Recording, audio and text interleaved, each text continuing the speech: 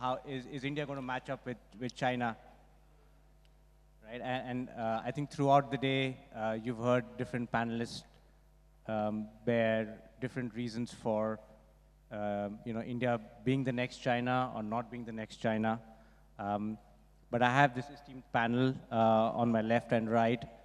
They all have experienced development in various phases for the country. They have a lot of international experience as well. And my aim is to ensure that they share as much as they can basis their experience and to see how we can forecast growth in India over the next 5 to 10 years. Starting out with you, Clarence, you've been what, over 3 decades in development, and you've worked in China, you've worked in Asia Pac, and now in India over the last few years. How's the experience been? Coming from China, where I think you sign more hotels per year than all of India, and to where we are today. So just give us a sense of how development for you is evolving in India. Okay, so as he correctly pointed out, I've been in industry for far too long, and I'll be very transparent, right? India is hard work. It's a start-stop over the last 2 decades, and the last 5 years has been fantastic. All the panelists here, we heard this morning from keynote to the last panelist, the infrastructure growth, the population growth, the macroeconomics, the wealth that is being generated has propelled a new wave of entrepreneurs investing in this hotel space. And that's made this industry very, very exciting for everyone in this room and for the country. So China, as you said, seems easier, but China's growth was propelled by the government. So you might have heard this before, a long time ago, build and they will come. And basically the government was issuing land titles, tax incentives to build hotels way out there, bigger than what demand has. But today in India, there is insatiable demand. There are more customers that looking for rooms today. So there is insufficient hotel rooms in India today, which makes our role slightly easier as we try and convince more people to invest in this space. Infrastructure development, planes on order, airports, 161 domestic travelers, comparing to 5 billion in China. You can only see what numbers in the next 5 years the domestic travelers will become in this market. So remain very bullish and very grateful that I can continue to learn about this fantastic market year in, year out. Excellent. Serena, you've, as Ascott, experienced humongous growth in China. And I'm sure you're bringing some of those lessons that you've learned there to India as well. How do those two markets really stack up for you? You've got over 200 hotels in China, or extended stay. But in India, I think a little over 2 now, or 3 hotels that are operating. 7. But 7. Oh, sorry, my bad.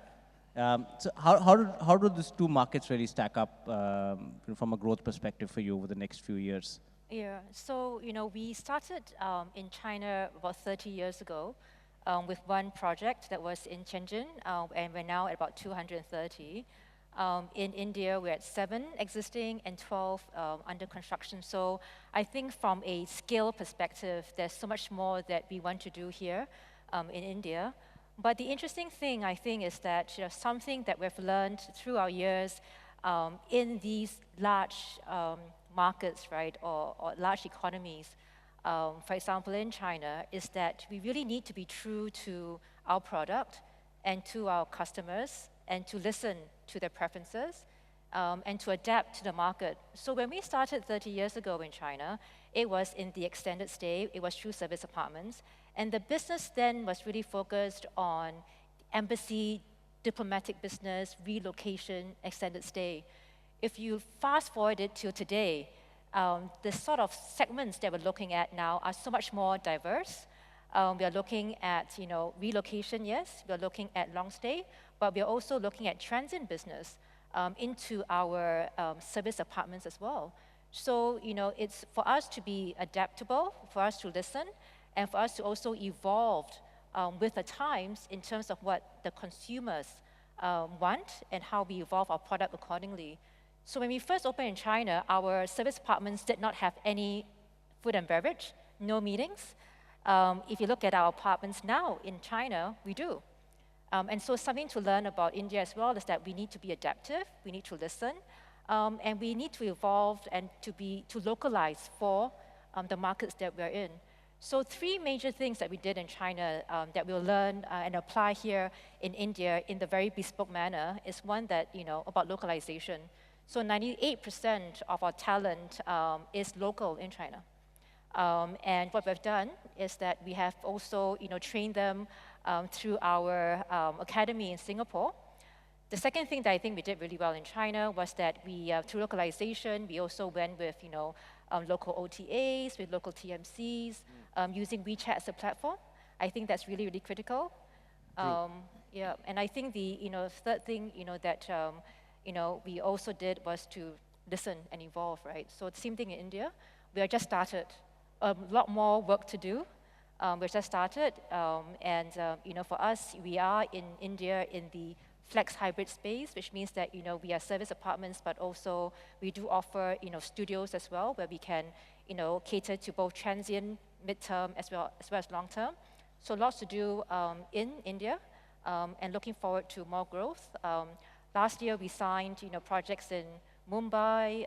We expanded our presence in Chennai, as well as in Bangalore, but lots more to do. Excellent. Omar, very little is known on minor hotels. We know it more as Anantara, right?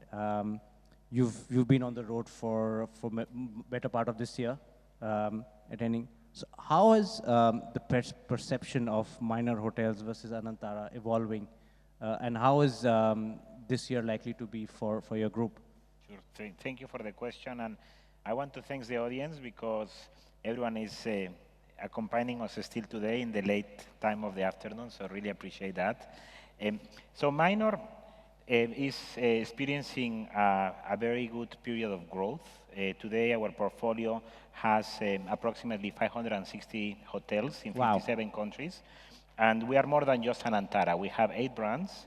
We have actually rebranded, we have created Minor Hotels as a customer-facing brand, and we have relaunched Minor Hotels as of November last year.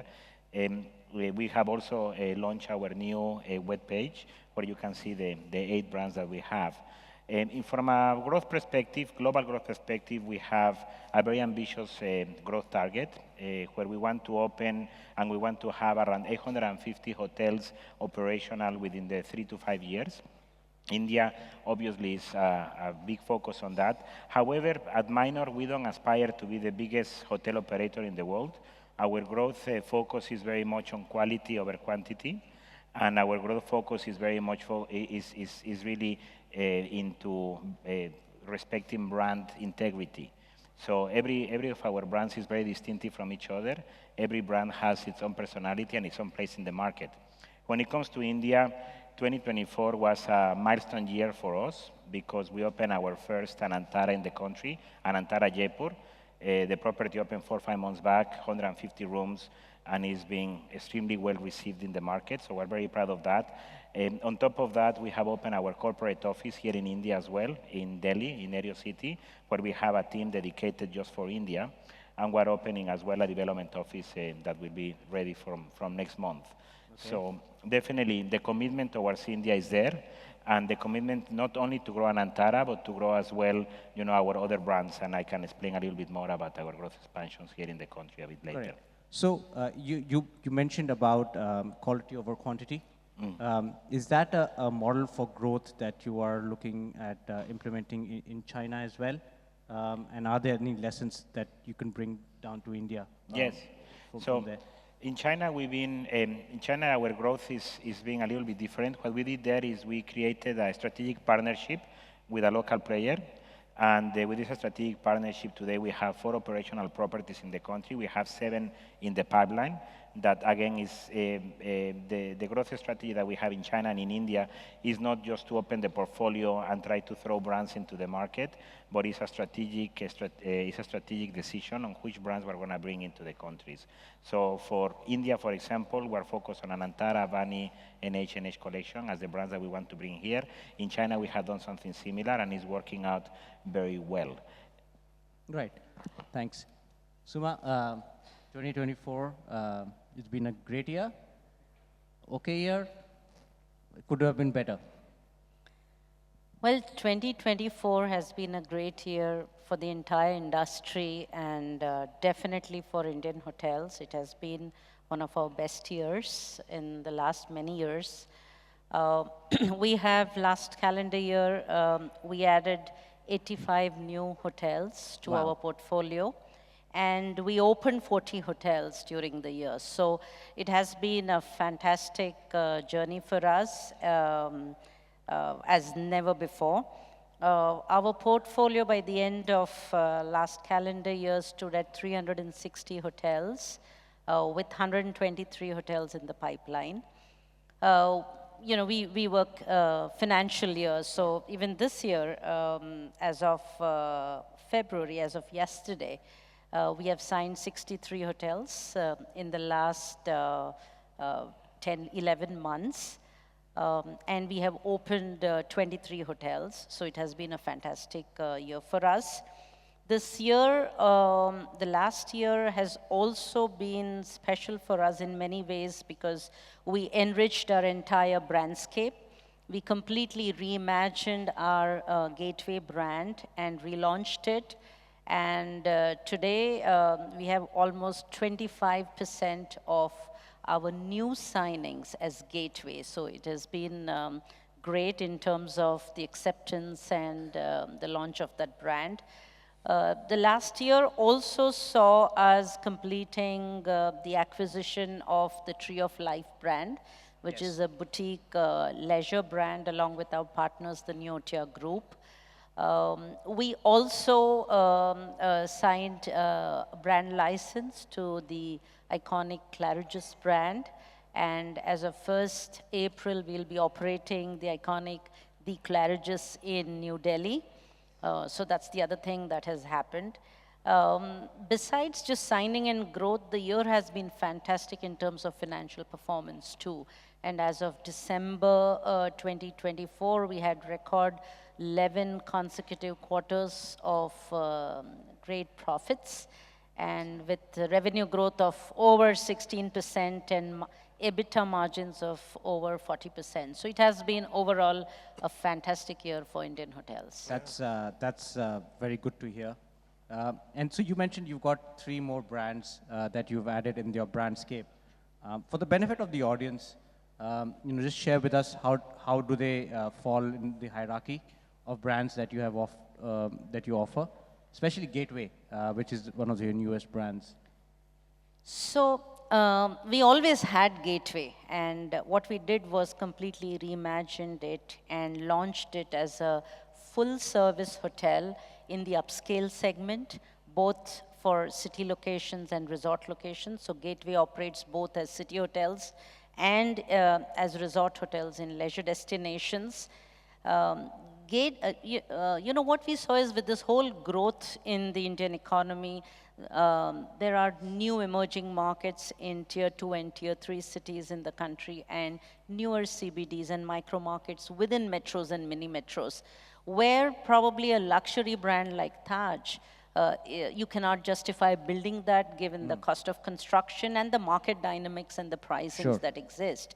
So Gateway was reimagined as a full-service upscale brand where you're providing experiences at affordable price. So luxury experiences at affordable price. That was the whole ethos of the Gateway brand.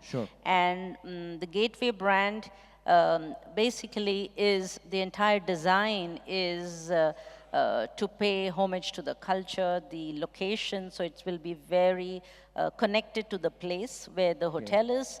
It will be a true gateway to the location, to the culture of that place. It will be a place where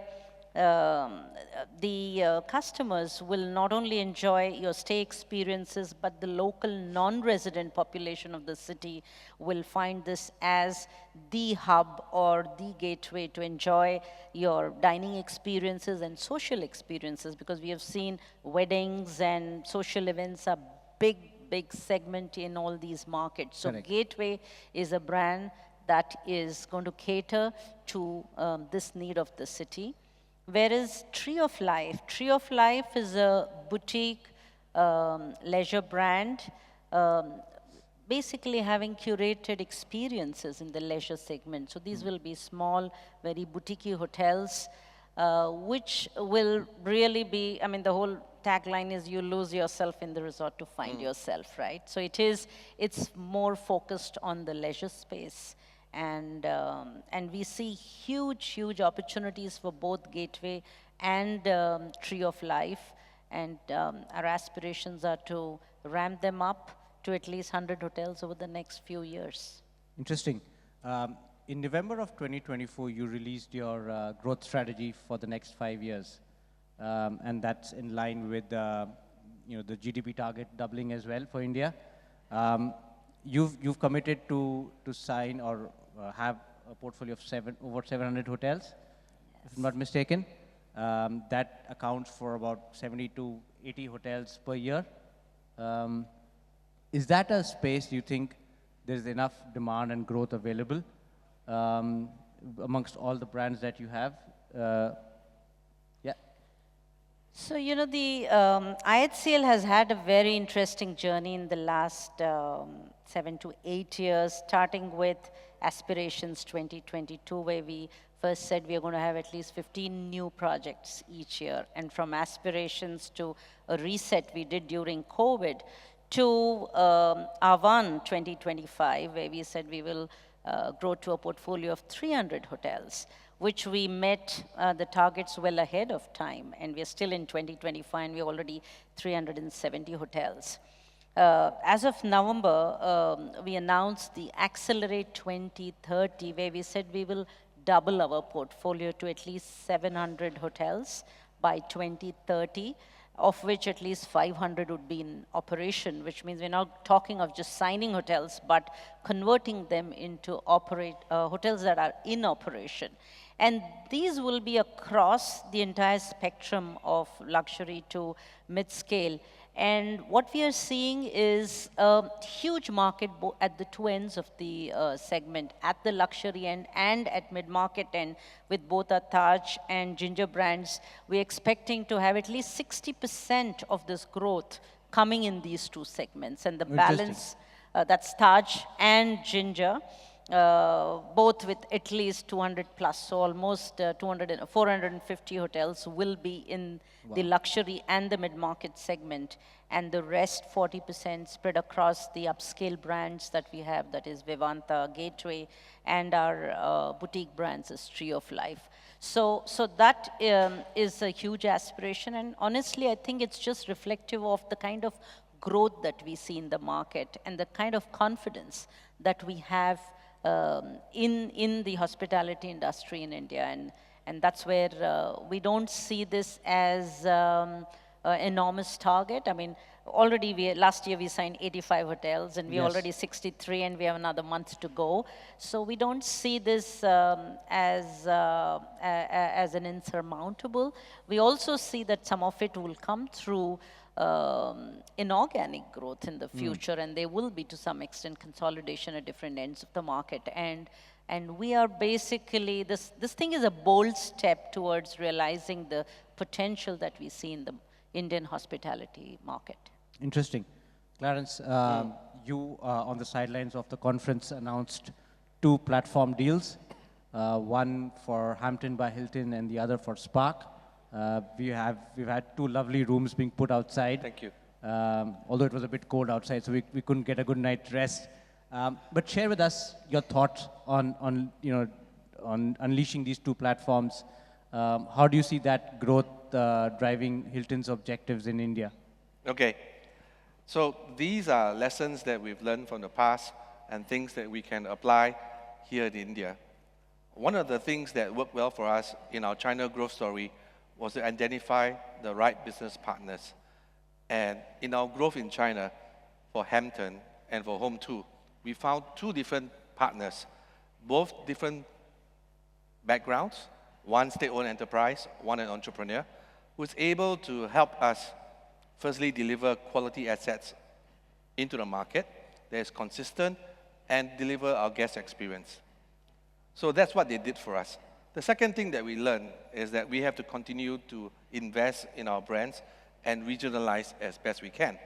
So for the very first spark that you see, I hope you'll find that our breakfast will be unique, and we will have a dosa maker that will welcome every customer in the morning, together with a chai sort of cart. And then for Hampton, we're also now regionalizing our breakfast to again have a chai latte waffle. Because waffle is synonymous with Hamptons all over the world. There's 3,000 odd Hamptons globally, 400 odd in China, and hopefully a few hundred here in India. So what we want to do is to basically capture the market's demand with the rising middle class, 31%, 450 million now growing by 100 million by the end of this decade. The tremendous growth will lead to inquisitive travel within the country, Tier 2, Tier 3, Tier 4, and these will hopefully be at affordable price points for all these growing consumers trying to experience travel. And everywhere around the world that we've seen where travel boom, it starts with the economy class and the premium economy. And Dimitri, I hope you don't mind, I'm going to steal something that you said. Entrepreneurial spirit here is so high that you have to offer franchising. That's what key difference here within other markets. There are a lot more entrepreneurs here prepared to invest, prepared to dare their savings, and to create new experiences for everyone in this room. So we are following the coattails. We are a bit late in the game. We're hoping to catch up in this vast market that we see. We definitely see potential across all chain scales, like Suma said. So we have two partners helping us with the middle economy as well as the premium economy.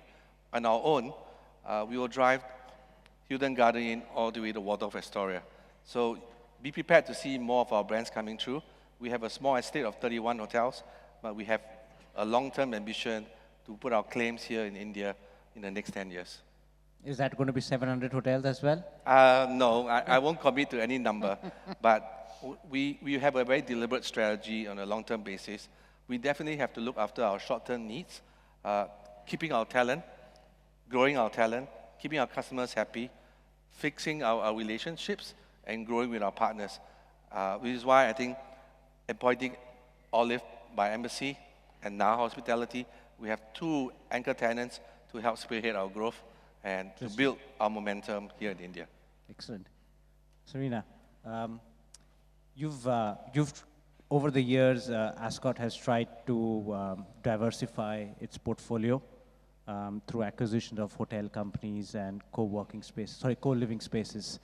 Tell us a little bit about that journey that you've had. How's the traction been in China? And do you see that traction also being met here in India with your partners? Okay. So maybe I'll just talk a bit more on the global, landscape first before we go into China, India. So, sure. So Ascott, we operate in a few different typologies or different asset classes. We have service apartments, hotels, resorts, and also social living. And so when we embarked on our strategy for 2024, we said that we had to focus on a very deliberate growth strategy because we have quite a diversified platform of business models. And so what we wanted to do was to really focus on key locations, key projects, and key owners. So as an example, you mentioned about our acquisition of platforms. In late 2022, we closed the deal with Oakwood. And so again, we wanted to enable the merger and the acquisition to be one, that is of scale. So, we focused on the signings for Oakwood, and we signed about 30% more deals in 2024 compared to 2023.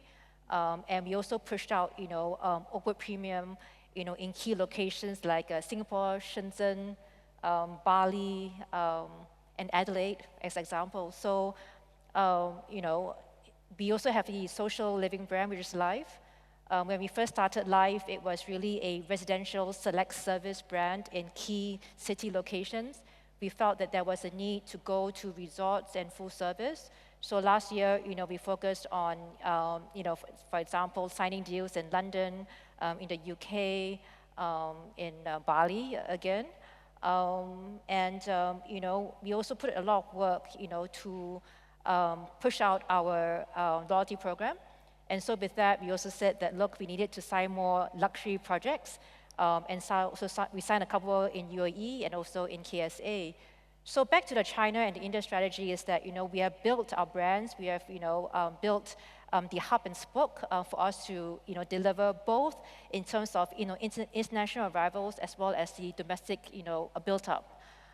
So with respect to India, one of the things that we're doing also is that in addition to continue to grow Oakwood, Somerset, and Citadines, which is already in the market, into tier 2 and tier 3 cities, we are also going to introduce Life into India as the experience-led social living brand. Again, with a very, very you know, aggressive growth ambition, because we feel that, you know, we are an interesting operator. We are a global operator with roots in Singapore across, you know, 4 different type of business models.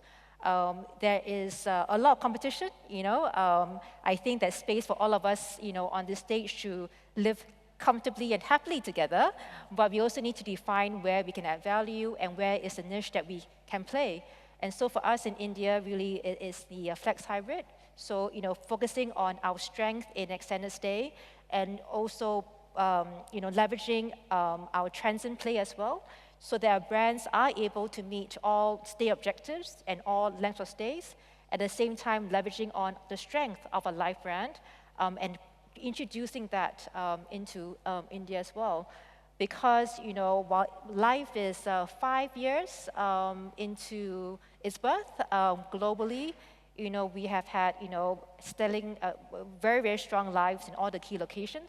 So indeed, wanting to also continue with the traction as we've done in China, and also to introduce, you know, Life in India, but Life would have to breathe India.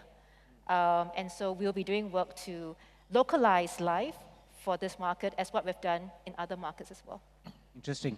So, you know, with your development team sitting here, what's their target over the next 5 years? I think I need to share that with them first before I share it publicly. Interesting. And just to follow that question, where is the first Life going to be for all of us to experience? In India? Yes. Well, it's up for grabs. Let's have a contest. Interesting.